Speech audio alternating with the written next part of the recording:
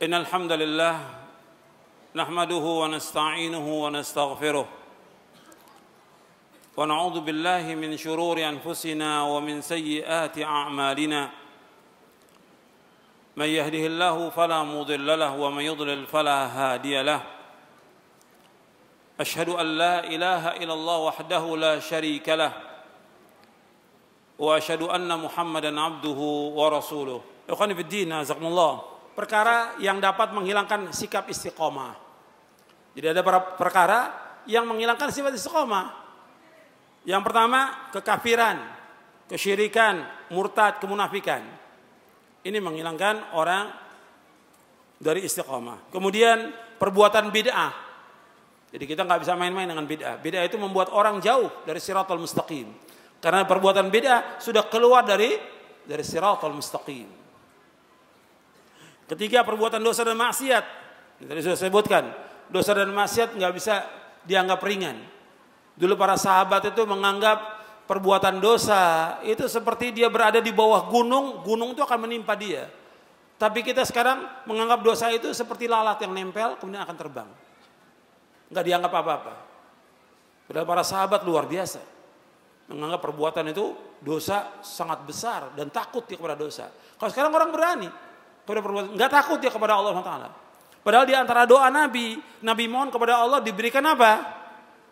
Di antara doa Nabi mohon kepada Allah agar diberikan apa? Rasa takut. Yang takut ini menghalangi antara beliau dari perbuatan dosa dan maksiat.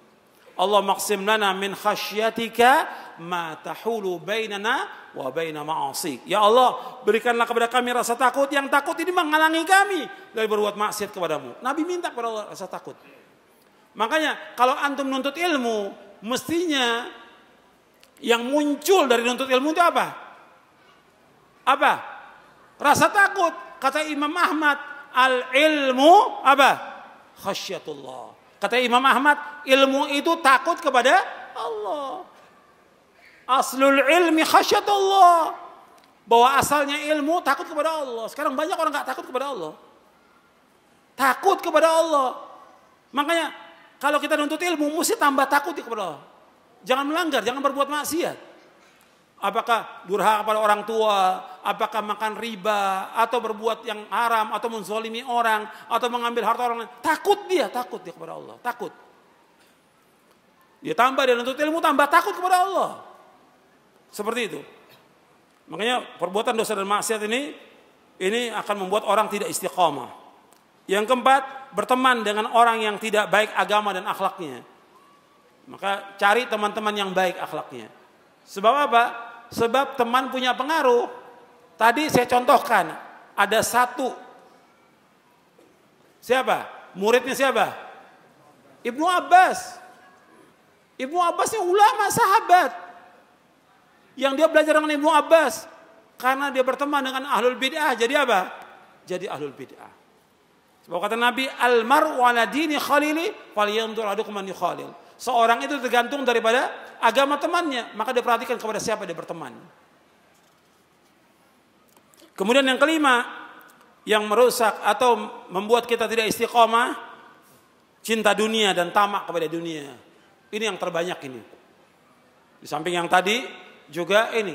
Banyak orang gak istiqomah karena dunia. Sibuk dengan dunia, tamak kepada dunia. Rezeki sudah diberikan oleh Allah. Kita wajib ikhtiar untuk mencari nafkah, mencari rezeki, wajib kita. Tapi sekedarnya.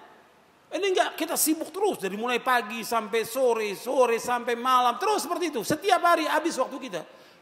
Sampai waktu ibadah kepada Allah kita lupa, nuntut ilmu lupa, baca Quran lupa, kepada orang tua lupa, sampai istri kadang-kadang enggak diberikan haknya oleh dia dan anaknya. Karena apa? Karena dunia. Orang yang sibuk dengan dunia dan tujuan hidupnya untuk dunia. Perhatikan hadisnya. Antum lihat di halaman 92. Halaman 92 antum lihat. Kata Nabi SAW, "Man kanatid dunya hammahu, farraqallahu alaihi amrahu, wa ja'ala faqrahu baina 'ainaihi, wa lam ya'ti minad dunya illa ma kutiba lah. Wa man kanatil akhiratu niyatahu, jama'allahu lahu amrahu, wa ja'ala ghinahu fi qalbihi, wa atathu dunya wa hiya raghimah." Kata Nabi SAW, barang siapa yang tujuan hidupnya adalah dunia, maka Allah akan mencerai-beraikan urusannya, menjadikan kefakiran di kedua pelupuk matanya, dan ia mendapat dunia menurut apa yang telah ditetapkan baginya. Dan barang siapa yang niat tujuan hidupnya adalah negeri akhirat, Allah akan mengumpulkan urusannya, menjadikan kekayaan di hatinya, dan dunia akan mendatangi dalam keadaan hina. Hadis sahih riwayat Ahmad, Ibnu Majah, Ibnu Hibban, dan yang lainnya. Antum perhatikan di sini. Nabi menyebutkan di sini dua, barang siapa yang tujuan hidupnya dunia. Satu lagi, barang siapa yang tujuan hidupnya akhirat. Yang tujuannya dunia, meskipun dia kerja terus pagi sampai malam, malam sampai pagi terus, tetap aja rezekinya segitu yang Allah kasih. Tapi orang yang tujuannya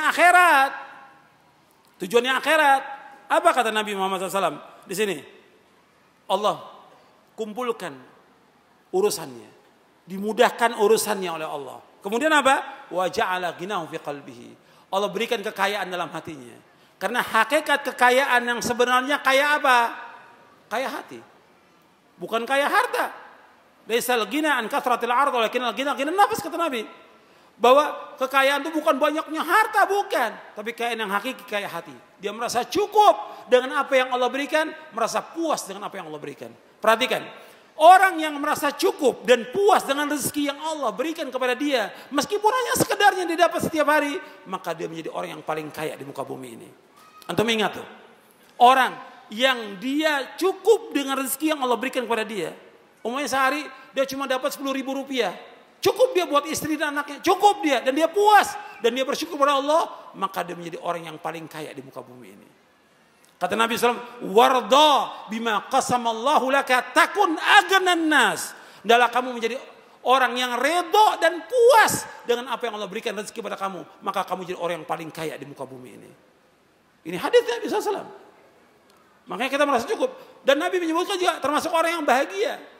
Dalam hadis yang sahih riwayat Muslim, Nabi bersabda, qad aflaha man aslama wa ruziqa kafafan wa qanna'u bima ata. Kata Nabi, sungguh sukses, sungguh beruntung, sungguh berbahagia orang Islam.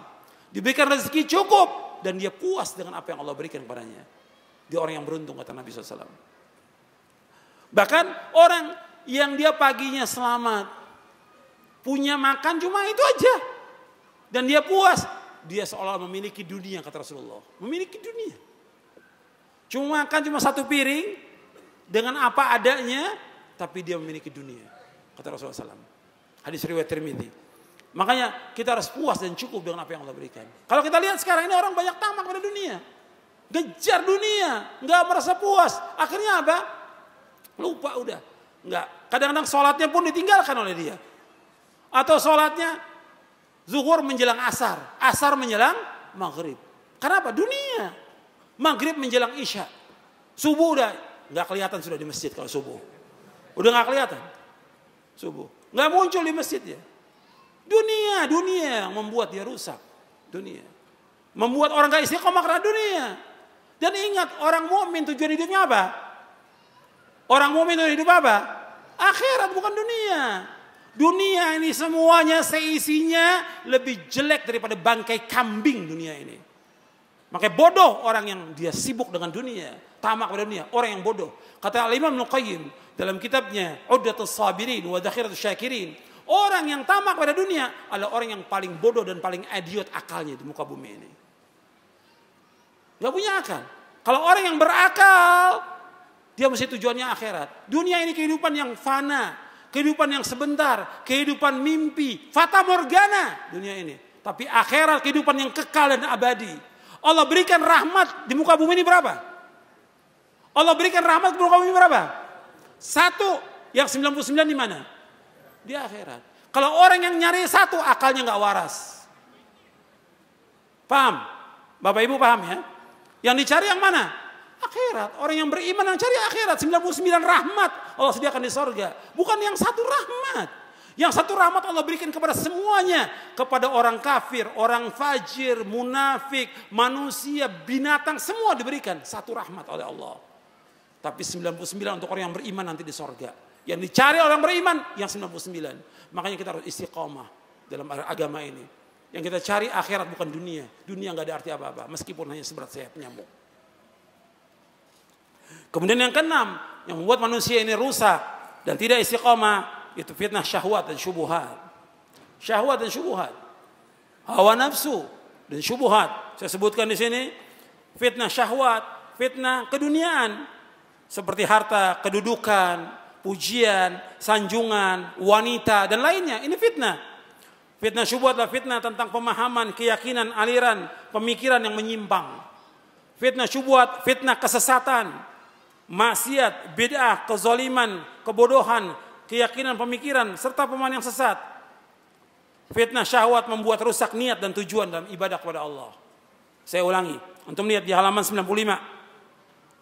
Halaman 95. Fitnah syahwat membuat rusak niat dan tujuan dalam ibadah kepada Allah. Dan fitnah syubhat membuat rusaknya ilmu dan keyakinan. Jadi kalau fitnah syahwat membuat rusak niat dan tujuan dalam ibadah kepada Allah. Fitnah syahwat tadi seperti harta, dunia, pekerjaan, pangkat, jabatan, uang dan yang lainnya. Nabi ini nggak takut umatnya fakir, nggak takut. Yang Nabi takut dibukakan pintu dunia. Sehingga rusak tujuannya. Yang mesti tujuannya dia akhirat, jadi tujuannya apa? Dunia. Ini makanya fitnah syahwat membuat rusak niat dan tujuan ibadah kepada Allah. Adapun fitnah syubhat membuat rusaknya ilmu dan keyakinan. Syubhat adalah pemikiran yang rusak, pemahaman yang sesat. Membuat apa? Yang tadi ilmunya benar rusak dia ilmunya. Karena apa? Karena itu syubhat yang datang kepada dia. Bukan mustahil orang yang belajar di luar atau di Timur Tengah masuk syubhat dan menjadi tokoh penyesat umat. Dan itu terjadi yang seperti itu. Karena apa? Karena syubhat yang masuk di kepalanya dia. Rusak ilmunya yang sekian lama. Dia hafal Quran, hafal hadis, rusak. Karena syubhat masuk pada dia. Dan rusak juga keyakinan dia kepada Allah subhanahu wa ta'ala. Ini orang-orang yang disesatkan oleh Allah dengan ilmunya. Kenapa? Dia mengikuti hawa nafsunya. Afara'aita man ittakhadha ilahahu hawahu wa adallahu Allahu ala ilmin. Tidak akan kau perhatikan orang-orang yang dia menjadikan hawa nafsunya sebagai Tuhan. Allah sesatkan dengan ilmunya dia. Disesatkan oleh Allah dengan ilmunya. Makanya kita hati-hati. Bahwa kita belajar yang jelas. Quran dan sunnah ala fahmi salaf. Yakini ini. Fahami dengan benar dan pegang teguh. Dan mohon kepada Allah istiqamah di atas jalan yang hak. Sampai kita diwafatkan oleh Allah. Yang paling mulia karamah itu tetap di istiqamah. Makanya dikatakan oleh Syekhul Islam Ibnu Taimiyah, ghayatul karamah luzumul istiqamah. Ghayatul karamah luzumul istiqamah. Mulianya tujuan dari karamah, kemuliaan. Karena orang kan melihat karamah kan. Wali-wali itu punya karamah kata mereka. Wali punya karamah, kekeramatan. Kata Syekhul Islam, bukan itu tujuannya. Karamah yang sebenarnya bagaimana dia istiqamah sampai dia diwafatkan oleh Allah, istiqamah di atas tauhid, istiqamah di atas sunnah, istiqamah di atas manhaj salaf, istiqamah dalam dia mengikhlaskan ibadah kepada Allah, istiqamah dalam ketaatan, istiqamah dalam menjauhkan semua perbuatan maksiat. Saya pikir cukup sampai di sini, mudah-mudahan bermanfaat. Wassalamualaikum warahmatullahi wabarakatuh.